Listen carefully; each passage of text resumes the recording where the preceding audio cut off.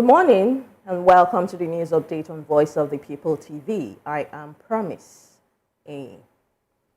As the End Bad Governance protests across Nigeria begin to wind down, the nation, particularly the northern region, is left grappling with the aftermath.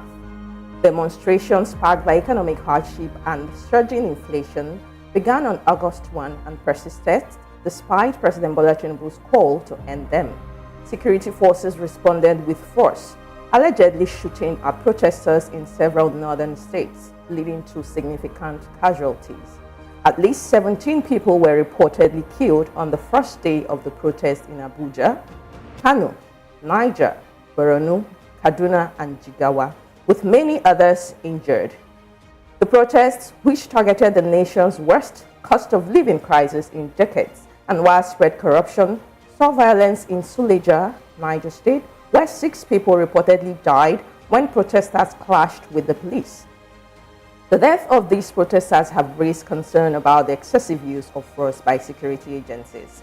The Nigerian army has admitted that one of the soldiers killed a teenager in Zaria, Kaduna State, contradicting earlier statements by the Inspector General of Police, who claimed that no live bullets were used.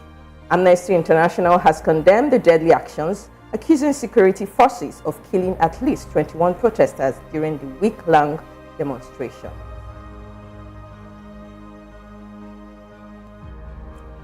The Civil Liberties Organization CLO has condemned the invasion of the Nigerian Labour Congress NLC headquarters in Abuja by Nigerian police officers on the night of Wednesday, July 7, 2024. The CLO expressed shock at the forceful entry into the Labour House, where officers, some in uniform, others in plain clothes, and masks, broke into the NLC's bookshop and seized materials.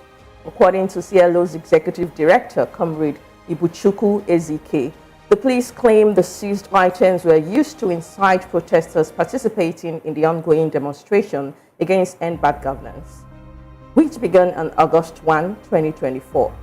Ezike strongly criticized the police actions, likening them to criminal behavior, and condemned the frequent unlawful invasion of homes and offices in Nigeria, often conducted without warrants. Ezike drew parallels to a similar incident on August 9, 2009, when the CLO's natural headquarters in Lagos was illegally sealed by police, who confiscated key office materials. Despite a court order, the police have yet to return the seized items or pay compensations. The CLO also warned the federal government against escalating the situation, demanding that the police return the CLC's properties and issue an apology. Now, the organization further urged the government to release all those detained for peacefully flying the Russian flag during the End Bad Governance protest. Meanwhile, widespread condemnation has followed the late-night invasion of the Nigerian Labour Congress NLC headquarters by security agents, reportedly linked to recent nationwide protests against economic hardship. While the Department of State Services (DSS) denied involvement, the NLC called for an international inquiry, labeling the incident a threat to democracy. Key figures, including former Vice President Atiku Abubakar and Labour Party's Peter Obi, as well as civil society groups and Amnesty International, have condemned the raid.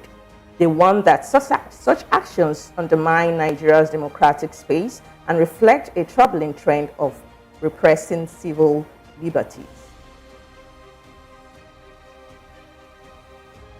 The Take It Back movement, a leading force behind the End Bad Governance protest, has announced a 1 million man march scheduled for this Saturday across all 36 states and the Federal Capital Territory, Abuja. The protest aims to intensify the ongoing campaign against bad governance in Nigeria, which began on August 1, 2024. National coordinator of the movement, Mr. Sonyolu Juwon, confirmed the plans in a statement released on Thursday in Abuja. The protest, originally planned as a 10-day event, has gained momentum, evolving into a nationwide movement with the participation from both Nigerians at home and in the diaspora. Meanwhile, as the nationwide protest enters its 9th day, the nation finds itself at a pivotal moment with contrasting voices emerging from key figures and organizations. The debate intensifies over how to address the rising economic hardship. While the government calls for patience and dialogue, protesters remain resolute in their cardinal demands directed at the current administration. VOPTV's Matthew Ogunswada files this report following the developments in the End Bad Governance protest in Nigeria. On Thursday, August 1st, 2024, the End Bad Governance protest began across different parts of the country with a coalition of civil societies, socialist and radical groups calling on the government to address their cardinal demands. These demands include the reinstatement of the fuel subsidy, reduction of electricity tariffs, and end to hardship, solutions to insecurity, amongst others. In Lagos, demonstrations have been on hold since Tuesday, August 6th, following a Congress meeting held on Monday, August 5th, 2024.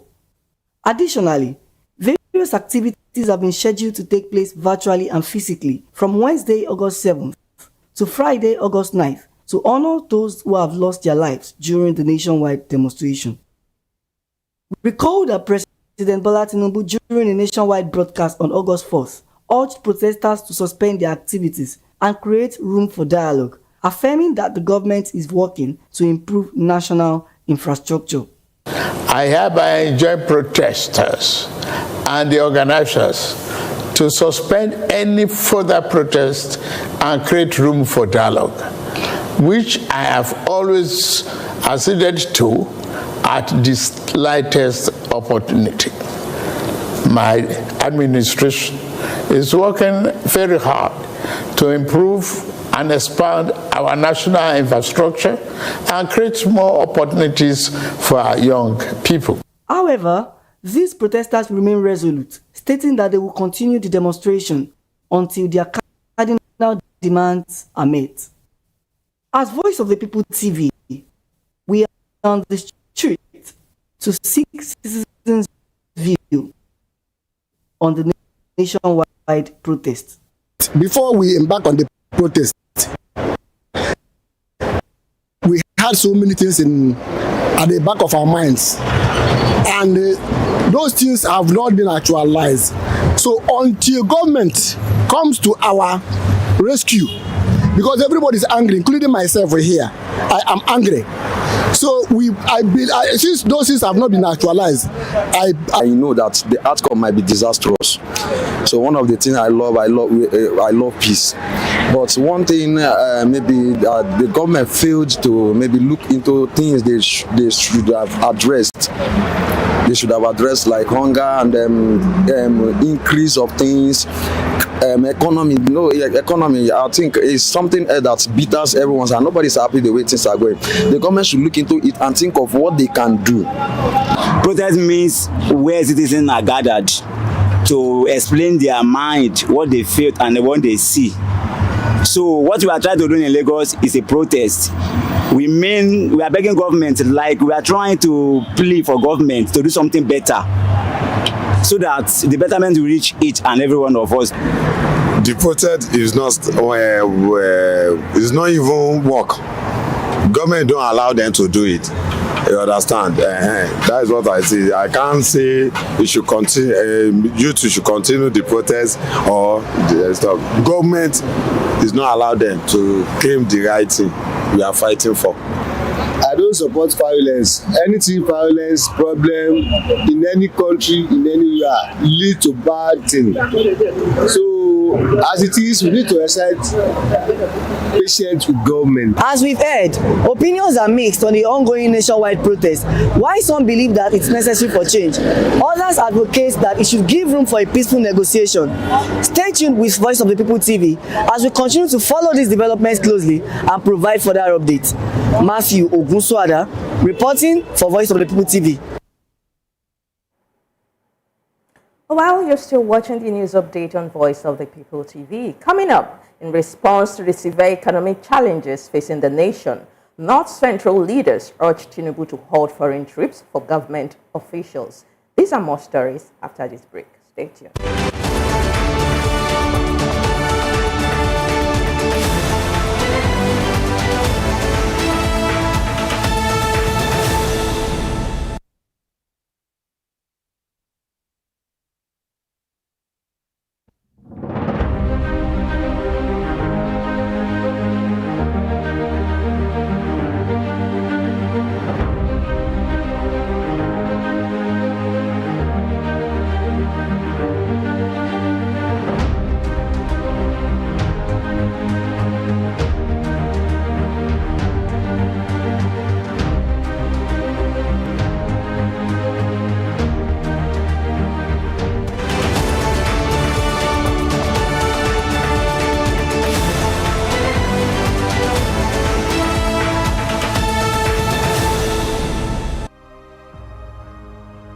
Welcome back.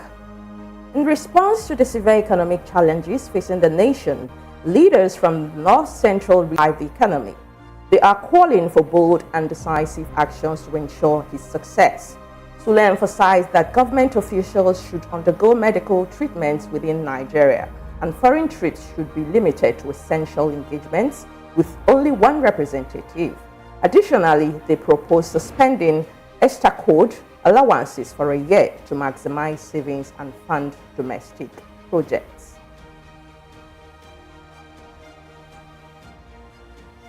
Former Deputy National Chairman of the People's Democratic Party, PDP, Chief Olabode George, has urged President Tinubu to reconsider some of his policies to improve the lives of Nigerians. Speaking at a press conference in Lagos, George highlighted the critical state of the nation, describing Nigeria as being a political and economic intense care unit, and called for experienced political and economic surgeons to address the issues. He expressed concern about the handling of the oil and gas sector, particularly the confusion surrounding fuel subsidies and the impact of high electricity costs on small businesses. George also emphasized the importance of addressing youth unemployment, food insecurity, inflation, and the need for unconstitutional reforms, including restructuring and power devolution. George further urged the President to revisit the 2014 National Conference and implement its recommendations to foster national unity and progress. He criticized the alleged high-handedness of the Lagos State Task Force in impounding and auctioning motorcycles and vehicles of traffic offenders, labeling it as wickedness. George also stressed the need to overcome tribalism and religious bigotry, which he believes are hindering Nigeria's development. The Minister of Art, Culture and the Creative Economy, Barrister Hannatu Musa Musawa, has inaugurated the technical committee tasked with overseeing the construction of the King Jaja of Opopo Historical and Cultural Center in Opopo, Rivers State. Speaking at the inauguration ceremony in Abuja, Minister Musawa described the project as a significant step in elevating Nigeria's art and cultural heritage. She emphasized that the establishment of the King Jaja of Opopo Cultural and Historical Center underscores the government's commitment to preserving the legacy of past heroes and promoting the nation's cultural identity. The minister outlined the project's objectives, highlighting the importance of collaboration between the federal government and local communities. She called on the technical committee to view their appointments as a national duty and to regularly update stakeholders on the project's progress. Minister Musawa also expressed gratitude to the Rivers State government, the Amayanabo of Opopo and the people of Opopo Kingdom for the dedication to preserving cultural heritage and honoring their ancestor, the late King Jaja of Opopo.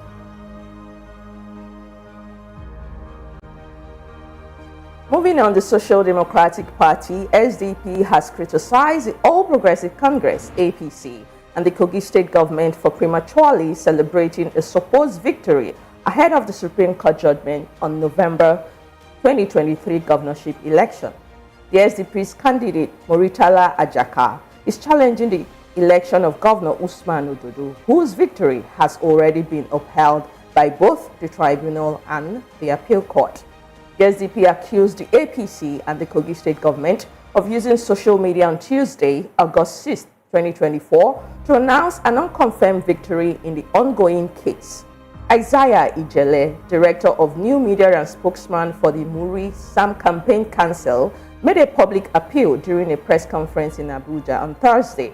He urged the Supreme Court justices to thoroughly examine the case to maintain public trust in the judiciary's ability to deliver a fair and impartial verdict. The SDP also called attention to the importance of the bimodal voter accreditation system, BVAs, in proving allegations of overvoting, referencing the Bayelsa State governorship election held on the same day as the Kogi poll. Another SDP leader, Amadu Alade, emphasized the need for the Supreme Court to consider BVA's evidence in its judgment.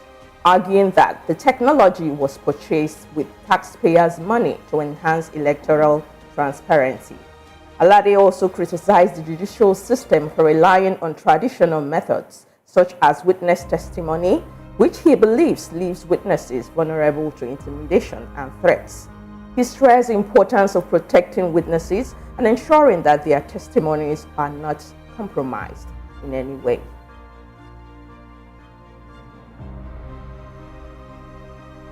The Kano state government has filed new fraud charges against Abdullahi Ganduje, the immediate past governor of the state, along with his commissioner for local government, Moritala Garu, and 2 others. The charges include criminal conspiracy, breach of trust, making false statements, and misappropriation of funds. According to the charge sheet, Mr. Ganduje, Mr. Garu, Lamin Sani, and Mohammed Takai are the 3 witnesses in this case.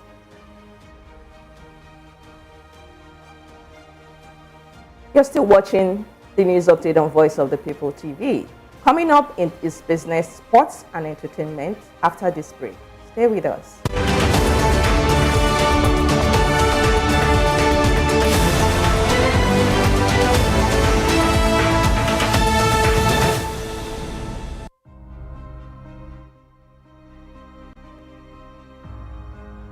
Welcome back, and this is still the news update on Voice of the People TV.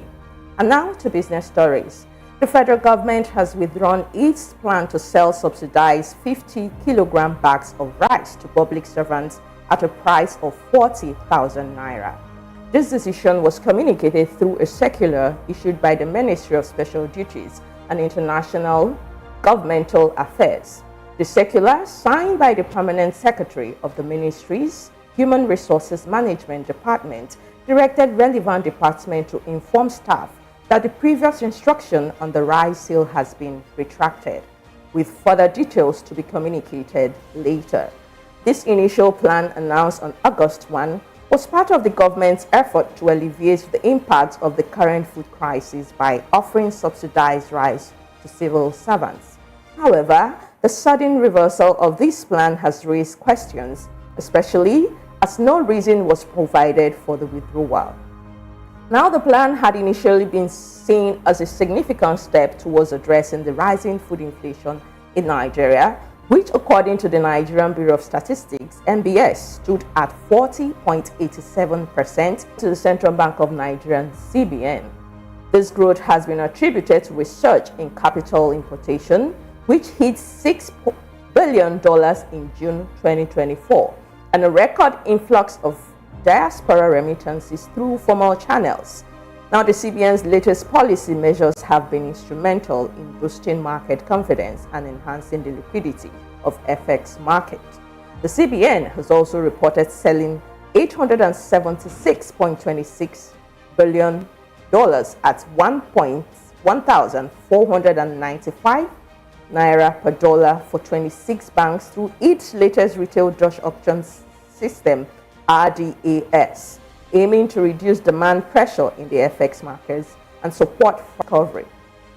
Additionally, the Apex Bank's liquidity contribution represented less than 5% of the $43 billion recorded on the official markets as of July 2024, indicating a deepening and more robust FX market. Now, the CBN remains committed to fostering a transparent, market-driven FX environment to support the stability of Nigeria's economy. On Thursday in Paris, Hayatu, born in Garau, CAF President from 1988 to 2017. His leadership saw the expansion of the African Cup of Nations, increased African presence at the FIFA World Cup, and the strengthening of football infrastructure across the continent. Hayatu also briefly served as interim FIFA president from 2015 to 2016, guiding the organization through a challenging period. Tributes have poured in from around the world, recognizing his pivotal role in elevating African football to the global stage. His passing marks the end of an era, but his legacy is continued to inspire the sports figure on the continent.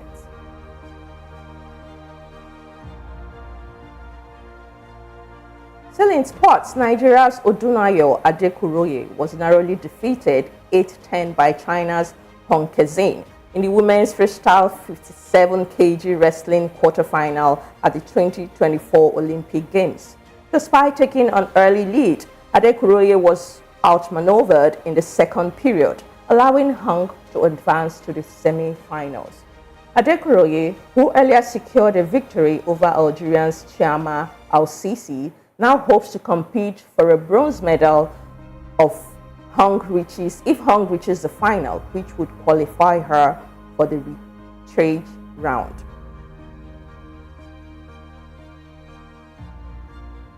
In a heartwarming display of sportsmanship, Nigerian cyclist Ese Lovina Okweseraye received vital assistance from the German cycling team at the Paris Olympic. The challenging of competing without a bicycle due to the short notice of her participation. Okweseraye was left in a difficult position for the keirin and sprint event. The German team bond to share that Farhara stepped in to help her, providing Okweseraye with a bicycle, showcasing the true spirit of the Olympics, where athletes support each other beyond national boundaries. And now to entertainment, Nigerian Afrobeat star Divine Ikubo, popularly known as Rema, recently shared the profound impact of his father's death on his early years. In a candid interview, the 24-year-old artist revealed that losing his father at a young age forced him to sell his childhood to support his family. He reflected on how he had to grow up quickly, taking up responsibilities that left little room for a typical childhood. Despite the challenges, Rema's dedication and hard work in music have paid off, leading to his rapid rise to fame. And however, he still yearns for the freedom and innocence of his youth, which he now tries to recapture through his music. That's it on the news update on Voice of the People TV. Do well to subscribe to our YouTube channel. On YouTube, we are Voice of the People TV, and on other social media platforms, we are at VOP TV Live. Stay with us as we keep you updated on the happenings around the nationwide protests here on Voice of the People TV. And coming up is the Business Hour with Frank Fagbo. Do stay tuned. I am Promise. Good morning.